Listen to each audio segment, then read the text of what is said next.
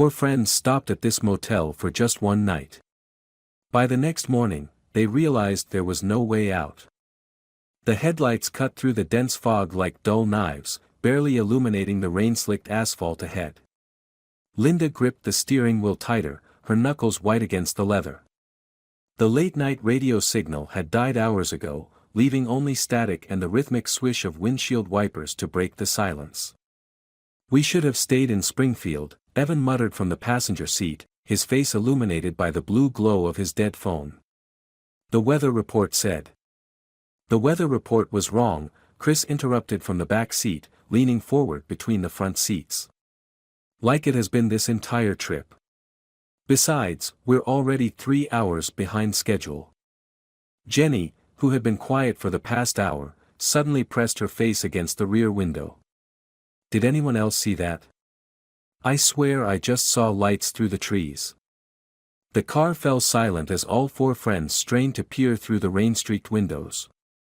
Then, like a mirage materializing out of the darkness, a neon sign flickered to life: Pinewood Inn, vacancy. Linda's shoulders sagged with relief as she guided the car into the nearly empty parking lot. The motel was a two-story structure that had seen better days, its wooden siding weathered to a dull gray. A single lamp illuminated the office entrance, its yellow light creating a sickly halo in the mist. "It's not exactly the Hilton," Evan said, grabbing his backpack from the trunk, "but it beats falling asleep at the wheel." The front office was deserted when they entered, the bell above the door announcing their arrival to no one. The air inside smelled of old coffee and something else, something musty and thick, like old books left too long in a damp basement. "Hello?" Linda called out, her voice seeming to be swallowed by the shadows. No response. The reception desk was a heavy wooden counter topped with a brass bell and a single key on a faded red tag. "Room 306. Beside it lay a leather-bound ledger, its pages yellow with age. "Should we just take it?" Jenny asked, reaching for the key. "We can settle up in the morning," Chris decided, already heading for the stairs. "I'm sure someone will be here by then." The key felt unusually cold in Jenny's hand as they climbed to the third floor. The carpet runner was worn thin in the middle, and the wallpaper, a pattern of faded pine trees, was peeling at the corners. Every few steps, the overhead lights would flicker, creating the unsettling impression that the hallway was breathing. Room 306 was at the end of the hall. The door stuck slightly before yielding with a groan. Inside, the air was heavy with the scent of mothballs and stale cigarette smoke, despite the prominent "No Smoking" sign on the wall. Two queen-sized beds dominated the room, their floral bedspread straight out of the 1980s. A box television sat on a wooden dresser, its screen dark and reflective. When Chris tried the remote, it only produced static, white noise that seemed to whisper just below the threshold of understanding. "At least the bathroom's clean," Linda announced, emerging from the in-suite. "And there's hot water." They settled in for the night, too exhausted to be picky about accommodations. Jenny and Linda took one bed, while Chris and Evan claimed the other. The rain continued its steady drumming against the windows, and the old heating unit rattled to life with a metallic wheeze. It was 3:17 a.m. when Linda first heard the scratching. At first, she thought it was just the wind or perhaps a tree branch against the window. But there were no trees close enough to the building, and the sound was coming from the door, a slow, deliberate scraping, like fingernails on wood. She lay perfectly still, listening. The scratching stopped, replaced by something worse, the sound of breathing, shallow and ragged, from the other side of the door. Linda waited for someone else to wake up, to confirm she wasn't imagining things, but her friends slept on, oblivious. The doorknob began to turn, moving with excruciating slowness. Linda's heart hammered in her chest as she watched, paralyzed. Just before it completed its rotation, the motion stopped. Then, so quietly she almost missed it, a voice whispered through the gap. "Welcome home." Linda's mind raced back to the beginning of their trip, searching for signs they might have missed. There had been oddities from the start, unexplainable things they dismissed as coincidence or fatigue. 3 days ago, at their first stop in Ohio, an elderly woman at a diner had grabbed Jenny's arm and whispered, "The Pines remember." They'd laughed it off then, but now the words carried a different weight. Then there was the strange text message Evan had received yesterday, from a number that didn't exist, 306 waiting. He'd assumed it was a wrong number, deleted it without a second thought. "The ledger," Chris said suddenly, breaking through Linda's thoughts. "We need to look at the other entries." They gathered around the heavy book again, this time paying attention to more than just their own names. The pages revealed a pattern they'd missed before. Every few years, room 306 claimed new guests. Some entries were single travelers, others were couples or groups. But they all shared one chilling detail: their signatures appeared twice. Once on their check-in date, and again decades earlier. "Look at this one," Jenny pointed to an entry from 1975. "Sarah and Michael Cooper." But their first signatures are from 1943. Evan was already pulling out his phone, despite the lack of signal. "I downloaded some articles for research before we left Springfield. There's something about the Coopers." He scrolled through his cached files. "Here. They were private investigators, disappeared while looking into a series of vanishings at roadside motels in the Midwest." The manager watched them with that same patient smile, as if their discovery was just another part of the check-in process. "The Coopers," he nodded. "Lovely couple. They have the room next door to yours. Been here quite a while now." A door creaked somewhere above them, followed by footsteps that seemed to echo from multiple directions at once. The sound of casual conversation drifted down the stairs, a man and woman discussing dinner plans as if they were in any normal motel. Linda felt a chill run down her spine as she realized the voices were speaking about restaurants that had closed decades ago. "I don't understand," Chris said, his detective's mind trying to impose logic on the impossible. "Are we in 1987 or 2024? Are we dead? Trapped in some kind of time loop?" The manager's smile never wavered. "Yes," he said simply. "And no. And both. Time isn't what you think it is, Mr. Walsh. Neither is space, not here. The Pinewood Inn exists in what you might call a fold in reality. A place where all moments happen simultaneously." "But why us?" Jenny demanded. "Why this room? Why now?" "Room 306 chooses its own guests," the manager replied. "It's been doing so since before I arrived. And I've been here a very, very long time." Linda noticed something then, something about the manager's uniform. The fabric seemed to shift between new and aged, the style fluctuating between decades as if unable to settle on when it existed. "The others," she said. "The other guests. Can we talk to them?" "Of course," the manager gestured toward the stairs. "They're all here. Every guest who's ever checked in. You might find their perspectives illuminating." As if on cue, the television behind the desk changed its static pattern. Through the snow, they could make out different scenes playing out in room 306. A young couple in 1950s clothing unpacking their suitcases. A family of 4 in 1960s attire gathering around the television. A solo traveler from the 1990s making a phone call that would never connect. All of them looked happy, unaware of what awaited them. All of them would eventually make their way to the lobby, find their names in the ledger, and realize they had always been here, would always be here. The manager opened a drawer and pulled out 4 key cards, modern electronic ones that clashed with the motel's vintage aesthetic. "For your convenience," he explained. "The locks tend to adapt to whatever time period you're experiencing.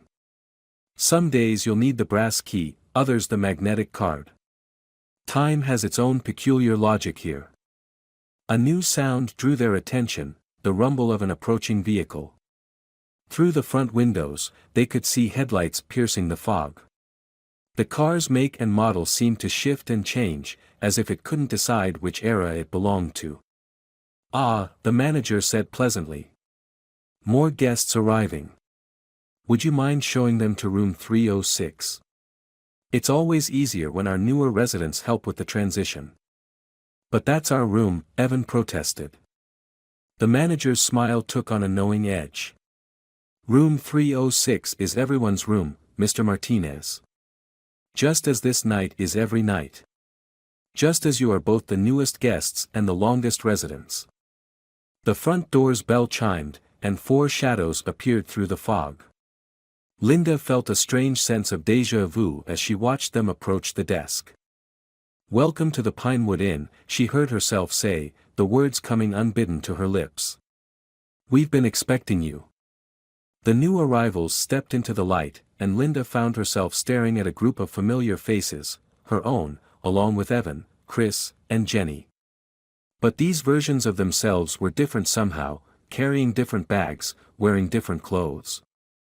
Both groups stood frozen, studying their counterparts.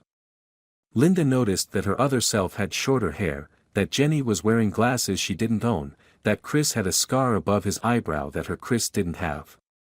"I don't understand," the new Linda whispered, her words an echo of what Linda herself had said mere moments, or was it decades, ago. "You will," Linda assured her. "We all do, eventually." The manager began his practice speech about check-in procedures, his voice fading into the background as Linda watched another version of herself experience the beginning of an endless night. She felt Chris's hand slip into hers, squeezing gently. "So what now?" he asked quietly. Linda looked around at the lobby, seeing it with new eyes. The wallpaper wasn't just peeling, it was cycling through different patterns, different eras. The furniture shifted subtly, moving through styles and arrangements like waves on a beach. Through the windows, the fog continued its eternal dance, hiding and revealing glimpses of a world that might be 1987 or 2024 or any year in between or beyond. Somewhere in the distance, a car was always approaching. The bell above the door was always about to ring. "Now," Linda said, "we learn to exist in all moments at once. We learn what it means to be both lost and found, both trapped and home."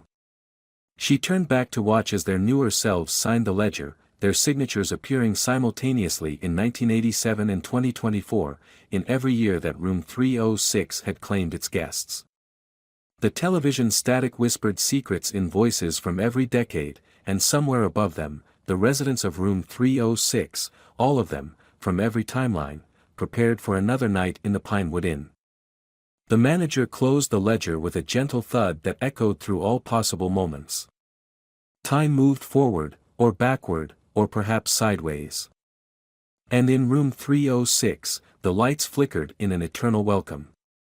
The following days, if they could be called days, brought new discoveries about their impossible residents. The Pinewood Inn, they learned, had its own peculiar geography that seemed to shift like its timeline. Jenny was the first to notice that the corridor sometimes extended beyond what the building's exterior suggested possible. During one of her explorations, she found a door that opened into a fully furnished lobby from 1962, complete with a black-and-white television broadcasting Kennedy's Cuban Missile Crisis speech. "The architecture responds to memory," explained Mrs. Cooper, the private investigator from 1943, when Jenny told her about it over coffee in the breakfast room, a space that routinely transformed between a 1950s diner and a modern continental breakfast bar. "The more you remember a particular era, the more solid it becomes." The Coopers had developed their own theories over their decades of residence. "We think the inn exists in what physicists call a temporal confluence," Michael Cooper said, his detective's notebook filled with observations from countless years of study. "Every significant moment in the building's history creates a sort of echo that resonates through time." Some of the other residents had adapted to their eternal stay in different ways.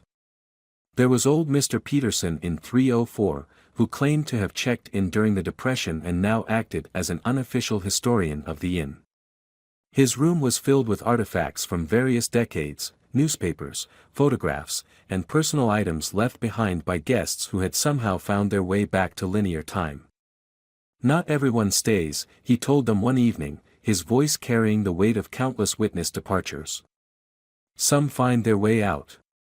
But they're never quite the same afterward. Time doesn't sit right with them anymore." The television in room 306 became their window into the inn's multiple realities. Sometimes it showed them their past selves, endlessly repeating their first night. Other times it revealed alternate versions of their arrival, subtle variations where they made different choices but always ended up in the same place. Chris became obsessed with documenting these variations, filling pages with notes about the differences he observed. In one version, we arrived at 11:17 p.m. instead of 11:43. In another, Linda was wearing a blue jacket instead of a green one. But the constant is always room 306. Always the ledger. Always us. Evan, meanwhile, discovered that the inn's phones sometimes connected to different years. He spent hours dialing random numbers, having conversations with people from various decades. Once, he even managed to call his own childhood home and heard his 10-year-old self answer. "The really strange thing," he said afterward, his voice shaking, "is that I remember that call. I remember talking to a man who said he was staying at a place called Pinewood Inn. I thought it was a wrong number, but now." Linda found herself drawn to the lobby, watching new arrivals cycle through their first moments of discovery. She began to recognize patterns, the way the fog always thickened just before someone new appeared, how the ledger would subtly rearrange its entries to accommodate each new timeline. But it was something else that truly captured her attention, the way certain guests seemed more substantial than others, more permanently woven into the fabric of the inn's reality. "It's about acceptance," the manager explained when she asked about it. He was organizing key cards by decade, each stack somehow containing the same room numbers despite spanning different eras. "Those who fight against their place here tend to fade. Those who embrace it become part of the inn's foundation." "And what happens to them?" Linda asked, though she wasn't sure she wanted to know the answer. The manager's smile held secrets from every era of the inn's existence. "They become like me," he said simply, and for a moment, his form seemed to flicker between different versions of himself, young, old, and everything in between. One morning, or perhaps it was evening, time had become increasingly difficult to pin down, Jenny made a discovery in the basement. Behind a door that hadn't existed the day before, she found a room filled with television screens, each showing room 306 in a different year. "Look at this," she called to the others, pointing to one particular screen. It showed the room as it had been in 1987, but something was different. In this version, there was a fifth person with them on their first night, a dark-haired woman none of them remembered. "That's impossible," Chris said, but even as he spoke, memories began to surface, ghostly impressions of conversations with someone named Rachel, of plans made as a group of 5 rather than 4. "The inn doesn't just exist in multiple times," Linda realized, her voice barely a whisper. "It exists in multiple possibilities. Every choice, every potential reality." As if in response to her words, the screens began to change, cycling through countless versions of room 306, of their arrival, of their endless stay. In some, they were younger, in others, older. In some, they were different people entirely, yet somehow still themselves. The manager appeared beside them, his sudden presence both startling and entirely expected. "Now you're beginning to understand," he said, gesturing to the walls of flickering screens. "The Pinewood Inn isn't just a place. It's every place it could have been, every moment it has been or might have been. And we're part of it now," Evan said. "It wasn't a question." "You always were," the manager replied. "From the moment you first saw the sign through the fog, from the moment you first took the key to room 306, from every moment that ever was or will be." Above them, the sound of new arrivals echoed through the building's impossible geometry. Footsteps from a dozen different decades creaked on floorboards that existed in multiple times at once. Voices from past and future guests mingled in the corridors, creating a symphony of eternal check-ins and endless stays. Linda looked at her friends, her fellow residents in this temporal maze, and saw in their eyes the same understanding that had been growing in her own. They were no longer just guests at the Pinewood Inn. They were becoming part of its story, part of its endless cycle of arrivals and discoveries. Part of its mysterious heart, where room 306 pulsed like a beacon through time, drawing in travelers who were always meant to find their way here. The manager headed upstairs to greet the new arrivals, his form shifting seamlessly between eras as he climbed steps that existed in all possible moments. In room 306, in every version of room 306, the television static continued its eternal broadcast, whispering secrets in voices from past, present, and future. And somewhere in the fog that surrounded the Pinewood Inn, time itself waited patiently for the next guests to arrive, for the next cycle to begin, for the next chapter in an endless story that had no beginning and no end. Just another night at the Pinewood Inn. Just another moment in room 306. Just another check-in that would last forever. The mystery of Rachel haunted them like a half-remembered dream. The more they thought about her, the more memories surfaced, or perhaps they were creating new memories, the inn's temporal instability bleeding into their own minds. She was the one who suggested we take this route, Jenny said one evening, the recollection appearing in her mind with sudden clarity. She said she knew a shortcut through these mountains. But we didn't take this route, Chris countered. We were headed to Springfield, remember? We only ended up here because of the storm. Linda pressed her fingers to her temples, trying to sort through the overlapping memories. Both things are true, she realized. In one timeline, Rachel suggested this road. In another, we never met her at all. The inn is somehow merging these realities. They found more traces of Rachel's existence, or potential existence, throughout the inn. Her signature appeared intermittently in the ledger, fading in and out like a radio signal. Sometimes she was there in the television static, a fifth figure in their group, her presence altering the dynamics in subtle ways. Mr. Peterson had his own theory about Rachel. Some guests, he explained, his age shifting between elderly and middle-aged as he spoke, exist in what we call quantum superposition. They're here and not here, their timelines intertwined with the inn's multiple realities. The manager seemed unsurprised by their questions about Rachel. She checked in, he said simply. She checked out. She never arrived. She's still here. All of these are true, just as all moments in the inn are true. Time continued its fluid dance through the Pinewood Inn's halls. Guests from different eras mingled in the breakfast room, sharing stories of their own versions of room 306. Each telling was slightly different, yet somehow part of the same impossible story. And still, new arrivals appeared through the fog, their headlights piercing the eternal mist that surrounded the inn. Each one was both a fresh beginning and a continuation of a story that had no end. Linda, Evan, Chris, and Jenny, and sometimes Rachel, watched from various points in time as versions of themselves discovered the truth about their eternal residence. They learned to navigate the inn's shifting realities, to exist in multiple moments simultaneously, to understand that linear time was just one way of experiencing existence. The Pinewood Inn stood outside of conventional reality, a nexus where all possibilities converged. Room 306 remained its heart, a space where the boundaries between what was, what is, and what could be dissolved into an eternal present. And in every version of the story, in every possible timeline, the ledger waited on the front desk, ready to record new names in its endless pages. The television in room 306 broadcast its static-filled messages across decades, and the fog continued its dance around the building's ever-changing edges. Welcome to the Pinewood Inn, where check-in lasts forever, and every moment is just another beginning. Morning arrived with deceptive normalcy. Sunlight filtered through the heavy curtains, creating strips of gold across the worn carpet. Linda hadn't slept much after the incident, but in the harsh light of day, she had almost convinced herself it had been a dream.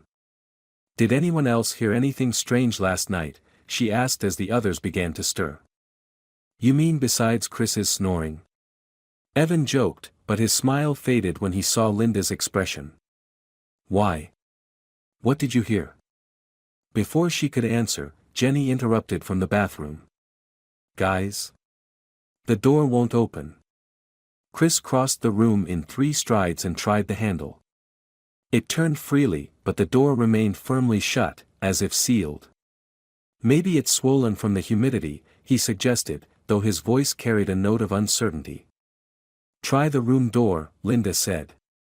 But that door, too, refused to budge. Okay, don't panic, Evan said, moving to the window. We can always. He pulled back the curtains and stopped mid-sentence. The window was boarded up from the outside, the wood weathered as if it had been there for years. That's impossible, Jenny whispered. We would have noticed that last night. The television suddenly crackled to life, filling the room with static. Through the white noise, shapes seemed to move, vague, humanoid forms that disappeared when looked at directly. We need to get out of here, Linda declared, her voice steady despite her racing heart. Now. They took turns throwing themselves against the room door until it finally gave way with a splintering crack. The hallway beyond was different somehow, the carpet pattern had changed, and the wallpaper, while still featuring pine trees, was a different shade of green. The stairwell was right where they'd left it, but it seemed longer now, the steps stretching down into shadow despite the morning sun that should have been streaming through the windows. When they reached the lobby, Chris immediately went for the front door. It opened easily, revealing not the parking lot but a solid wall of white mist, thick, opaque, and somehow wrong. The guest book, Linda said suddenly, moving to the reception desk. I want to see something. The leather-bound ledger was exactly where they'd seen it the night before. Linda opened it with trembling fingers, flipping through pages of faded signatures until she reached an entry from 1987. Room 306. Linda Chen. Evan Martinez. Christopher Walsh. Jennifer Taylor. Their names, written in their own handwriting, but dated 35 years ago. This has to be some kind of joke, Evan said, but his face had gone pale. Chris was already rifling through the papers scattered on the desk. He found a yellowed newspaper clipping. For tourists vanish without trace. Local authorities baffled by disappearance at Pinewood Inn. September 15, 1987. The article mentions our names, he said quietly. It says they never found us. Jenny grabbed the key from the counter, identical to the one they'd used last night, but older, the red tag faded almost to pink. Look at the date stamped on this. September 14, 1987. The television behind the desk flickered on, its screen filling with the same static they'd seen upstairs. But this time, the shapes and the noise were clearer. 4 figures stood in a motel room, looking confused and afraid. As they watched, one of the figures turned to face the screen. Linda saw herself, but somehow different, older and yet not aged. The other Linda smiled, and her voice came through clearly despite the static. Time is different here. You'll understand soon enough. What happens now? Jenny whispered. Now, said a new voice from behind them, you check in. They turned to find an elderly man standing at the desk, his uniform crisp despite its outdated style. His name tag read manager, and his smile was kind but held no warmth. Don't worry, he continued, pushing the ledger toward them. Everyone checks in eventually. Some just take longer than others to arrive. The front door opened again, and through the mist, they could hear the sound of tires on wet asphalt, and the faint echo of a bell ringing above a door that had just been opened for the first time, 35 years ago, or perhaps just now, or maybe tomorrow. In room 306, the television continued to show static, waiting for the next guests to see themselves in its screen, caught in an endless loop of checking in, again and again, forever. The key on the reception desk gleamed under the fluorescent lights, its red tag bright and new, ready for the next arrival. Welcome to the Pinewood Inn. Welcome home.